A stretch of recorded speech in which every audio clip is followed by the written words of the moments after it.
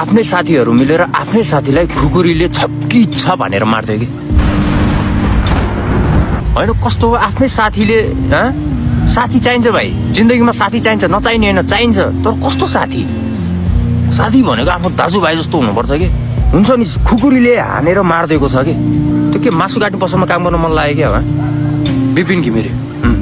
उहाँलाई चाहिँ 3 जना साथीहरू मिलेर अब त्यो को नाम मलाई थाहा भएन होइन आफ्नै साथी रे कि अब जसलाई चाहिँ आँखा चिम्लेर विश्वास गरिन्छ होइन त्यो साथीहरू मिलेर साला अब चक्कु खुकुरी के थियो आई डोन्ट नो त्यति बेला के थियो होइन भनौँ न दया माया भन्ने के पनि छैन कि अहिलेको यो टाइममा ट्रेन्डमा चलिरहेछ क्या मान्छे मार्ने त ट्रेन्डमा पुरै कहिले साला बलात्कार गरेर महिलाको साला चरित्र हत्या गरेर त्यसलाई मारेर खोलामा फालिदिएको हुन्छ कहिले आफ्नै परिवार मिलेर आफ्नै आफन्त जस्तो मान्छेले पनि मारेर फालिदिने त्यो जङ्गलमा यताउति किन रिसिभी भन्ने कुरा नि सबैसँग हुन्छ कि बुझ्यौ नि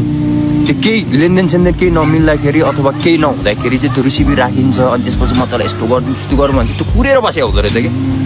आफ्नै साथी होस् कि आफ्नै आफन्तको मान्छे होस् कि जोसुकै होस् साला कुरेर बसेको हुँदो रहेछ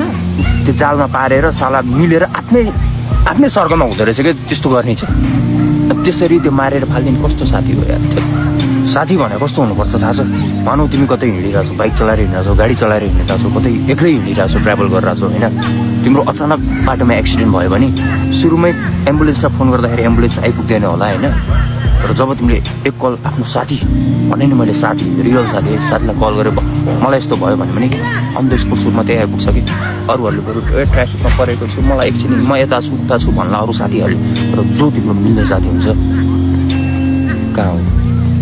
म एम्बुलेन्स बोकेर आउँदैछु त्यो हुन्छ यो यहाँ विपिन घिमिरे ब्रदर जो हुनुहुन्छ के गरिरहेको छ 3 जना मिलेको छ एकजना मात्र होइन कि 3 जनामा कस्तो हो त्यो 3 जना साथीहरूमा एकजनाले यस्तो गरिदिउँ भन्दाखेरि त्यो 2 जना मिल्छ होला एकजना मिल्छ तर अर्कोले त सम्झाउनु पर्दैन भाइ आफ्नो साथी हो के भन्ला तिमीहरूले त्यो भन्न सक्दैन साथी भनेको जहिले पनि त्यो मोज मस्तीको लागि मात्र हुँदैन क्या भाइ जाउँ चल्दिउँ जाँड सड्काइदिउँ क्लब चल्दिउँ लड्की उठाइदिउँ सेक्दिउँ यो जुवा हान्दिउँ त्यस्तोको लागि मात्र होइन साथी भनेको साला जब कि तिमीहरू 2-3 जना त्यहाँ मिलेको थियो यो कुरा भएको थियो भने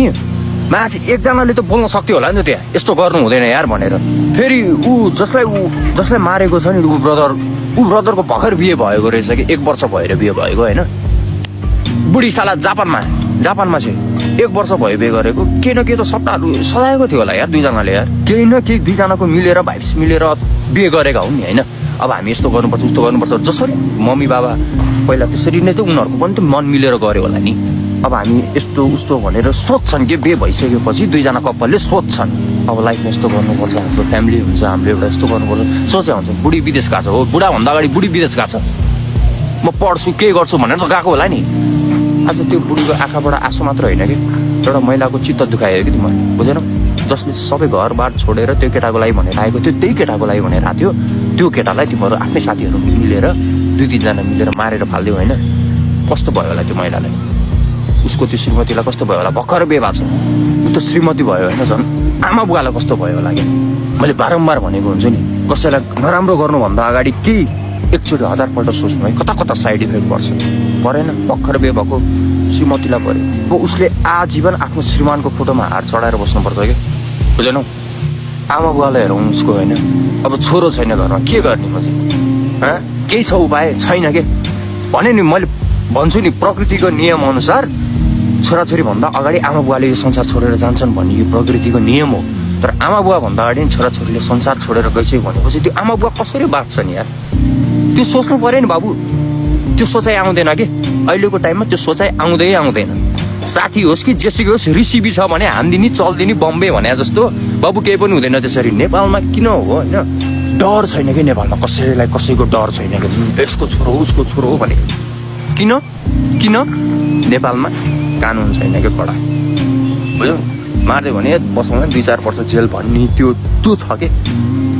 कसैलाई नराम्रो गर्छौ कसैको ज्यान लिन्छौ भने तिम्रो पनि ज्यान जोखिममा हुन्छ अथवा तिम्रो पनि ज्यान जान सक्छ भन्ने खालको कानुन भयो भने यहाँ नेपालमा